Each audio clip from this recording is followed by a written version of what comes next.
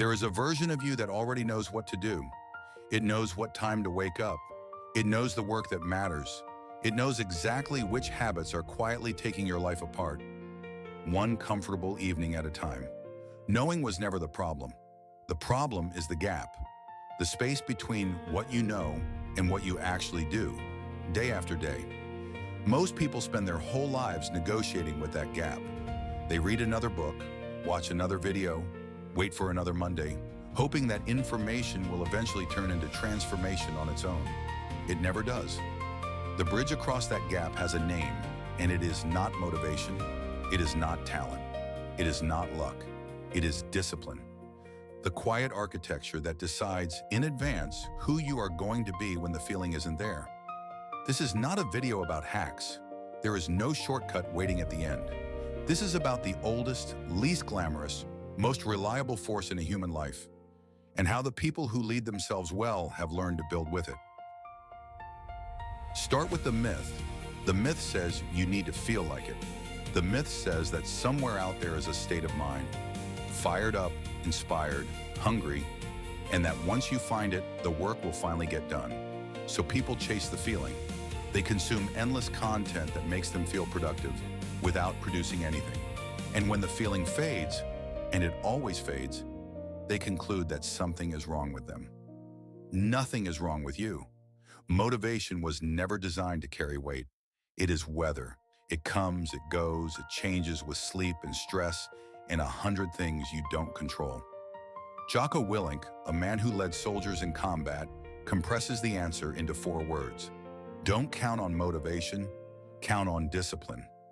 Discipline is the decision you don't reopen. The alarm is not a debate. The training is not a mood. The work has a time, and the time is not a question. When you remove the daily negotiation, something surprising happens. Life gets lighter, because the heaviest thing you carry is not the work itself. It is the endless argument with yourself about whether you will do it. Now go one layer deeper. Discipline begins where excuses end, and excuses end at a single, uncomfortable idea. Ownership. Everything in your world, your results, your habits, your reactions, the condition of your body, the state of your relationships, someone is responsible for all of it. And the moment you accept that the someone is you, everything changes. Not because the world becomes fair. It doesn't.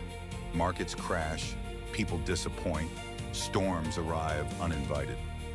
Ownership doesn't claim you caused everything. It claims something stronger, that you are responsible for the response. The leader who blames the team has quietly resigned. There are no bad teams, only bad leaders. A hard sentence written by men who tested it where the stakes were life and death. It applies to armies, to companies, and most of all, to the small nation that is a single human life. When something fails, the disciplined mind asks one question: what was mine in this? Not to feed guilt. Guilt is just self-pity wearing a serious face. But because responsibility is the only door that opens from the inside. Blame hands the keys of your life to whatever you blamed. Ownership takes them back. So where does the change actually happen? Not in the breakthrough moment. Not in the decision made at midnight with music in your ears. John Maxwell has spent 50 years studying leaders, and his conclusion is almost offensive in its simplicity. You will never change your life until you change something you do daily. Read it again, slowly.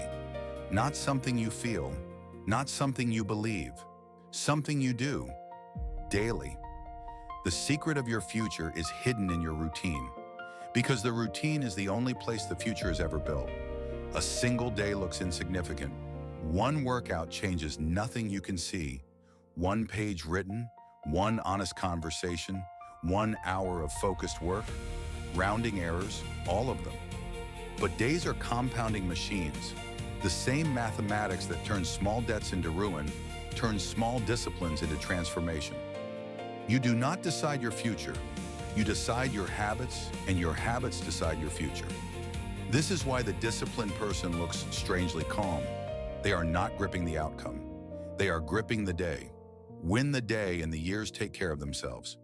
Whoever masters the morning masters the day, and whoever masters the day, one at a time, eventually masters far more than that.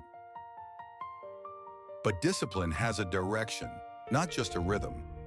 Naval Ravikant gives the compass in one line: play long-term games with long-term people. Almost everything loud in the modern world is a short-term game. The quick win, the fast follower count, the money that arrives before the skill does. Short games pay fast and cost you later. Long games cost you now and pay for the rest of your life. The disciplined mind chooses its games the way a builder chooses ground. Not by how it looks today, but by what it will hold in 20 years. And notice the second half of the sentence. Long-term people. Discipline is not only what you practice, it is who you practice next to. Every circle has a standard, and the standard is contagious. Spend your days with people who quit, and quitting will start to look reasonable. Spend them with people who show up, and showing up becomes the water you swim in. Choose slow money over fast money, deep skill over quick tricks, 10-year friendships over 10-minute audiences. The long game is quieter, lonelier at the start, and unglamorous in the middle. That is exactly why it is still available. Most people can't wait. That is the entire opportunity. There is a moment when self-discipline stops being enough. The moment other people enter the picture. And here the rules change. Sinek says leadership is not about being in charge. It is about taking care of those in your charge. The disciplined leader understands that a team is not a group of people who work together. A team is a group of people who trust each other. And trust is not built in the big speeches. It is built the same way personal discipline is built, in small, repeated, almost invisible acts. Being on time, telling the truth when it costs something, taking the blame that is yours and none of the credit that isn't, protecting people when they are not in the room. A leader's private standards become the team's public culture, always without exception. You cannot demand punctuality from a team you keep waiting. You cannot ask for honesty while managing your image. The people around you do not hear your speeches. They watch your days, and slowly they become them. That is why self-leadership comes first. Not because other people don't matter, but because they do.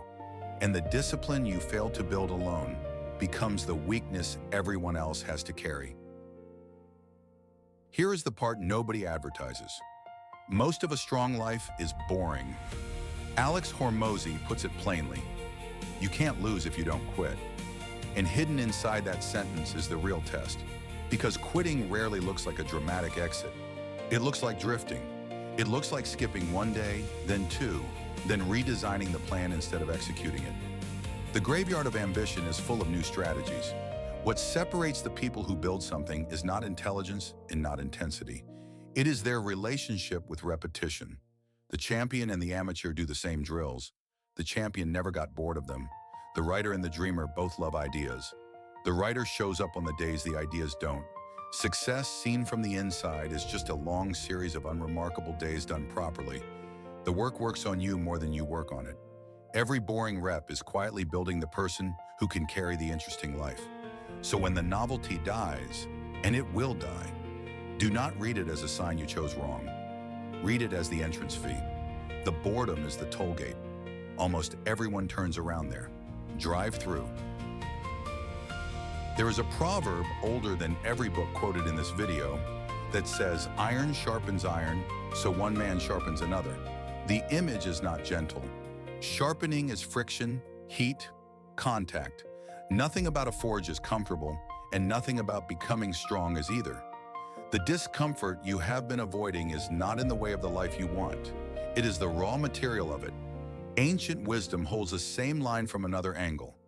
He who is slow to anger is better than the mighty, and he who rules his spirit better than one who takes a city, better than the mighty. The old writers understood something we keep forgetting. The largest territory you will ever govern is yourself. So here is the whole architecture laid bare. Stop waiting to feel like it. Own everything in your world. Change what you do daily. Play long games with long people. Let your private standards build your public trust.